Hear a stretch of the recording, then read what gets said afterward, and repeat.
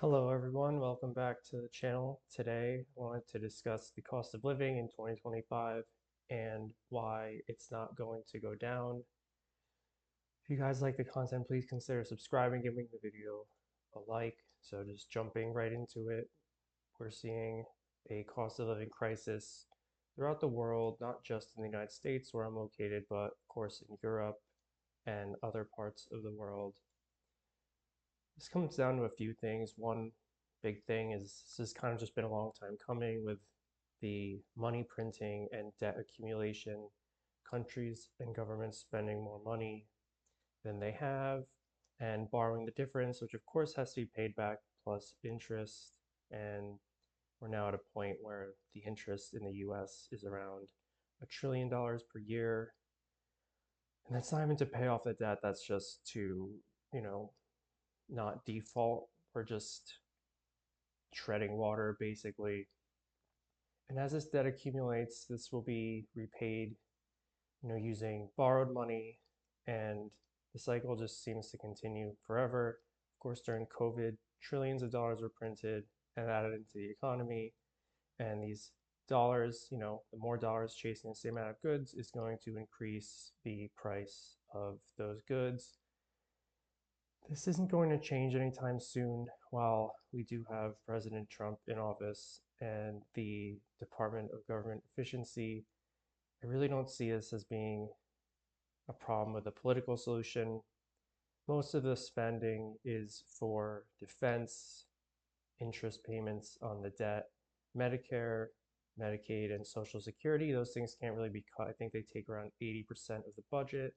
So the remaining 20% is what could be possibly considered discretionary and able to be cut. And even if all of these things were cut, there would still be a massive deficit that the government would run every year. This problem is what's contributing to the major cost of living increasing. And honestly, this problem is probably not going to go away. I'm a millennial, I'm 30, younger millennial, and this problem I've seen in my lifetime just get worse and worse. Of course, my parents were able to afford a nice home, two cars, vacations, things like that with one income. Now, my fiance and I, are struggling, both have what would be considered decent jobs, and, you know, the quality of life and purchasing power has just gone down so much.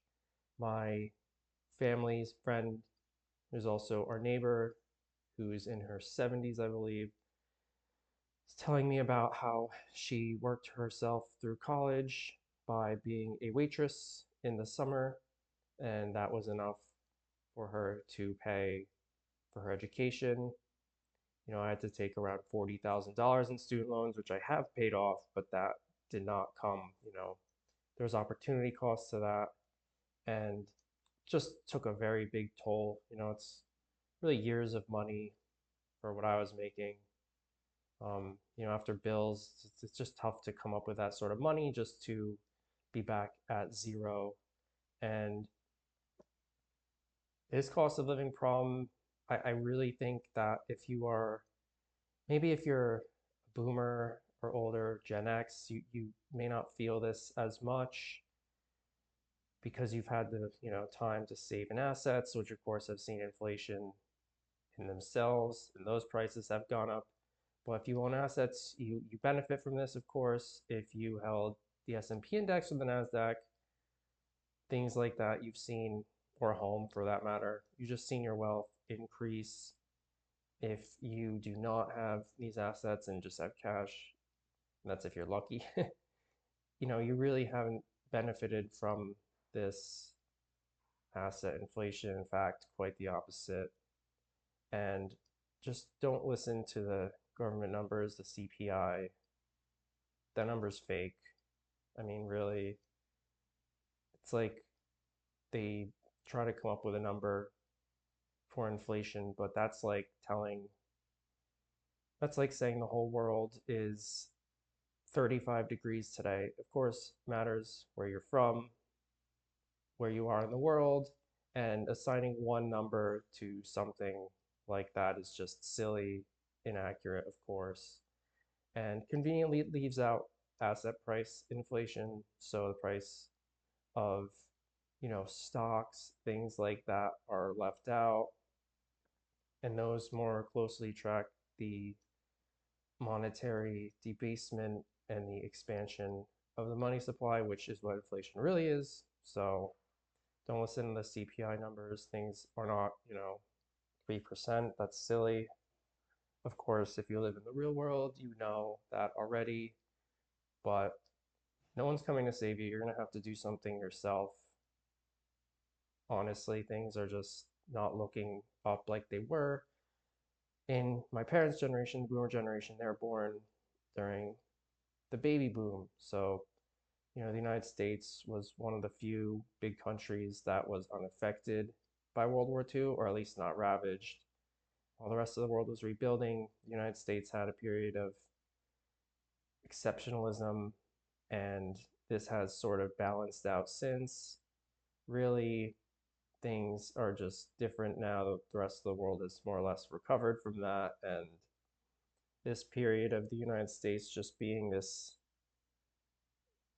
just not utopia, but just having an amazing standard is just gone, frankly. People don't live like that anymore. How many people do you know that have, you know, single income in a family, can afford a house, a fence, a dog, 2 cars, vacations? It's just not happening.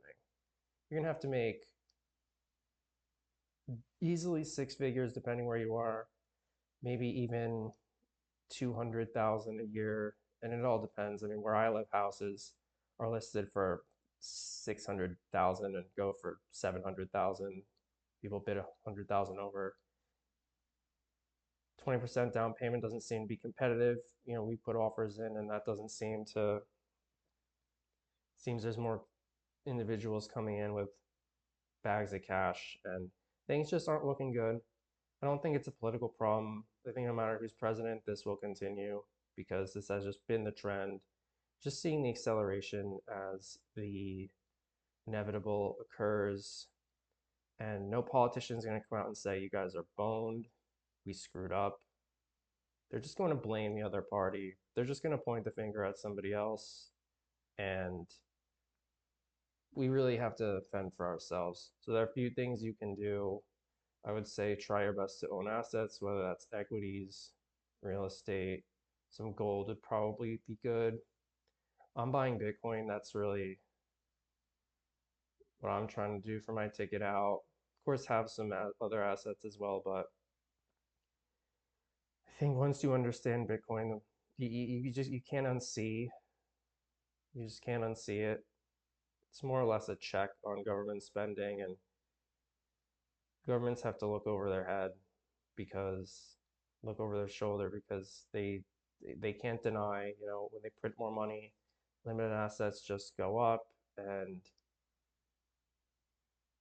that's just going to continue to happen.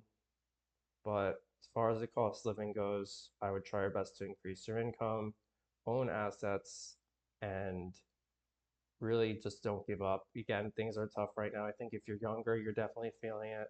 Maybe a little bit taboo to talk about, but it's just something we can't ignore anymore. If you guys like the content, please consider subscribing. If you'd like to earn cash back in the form of Bitcoin on online or in-store orders, there's a link in the description below. And please leave your suggestion for another video. I'll talk to you guys soon. Thanks.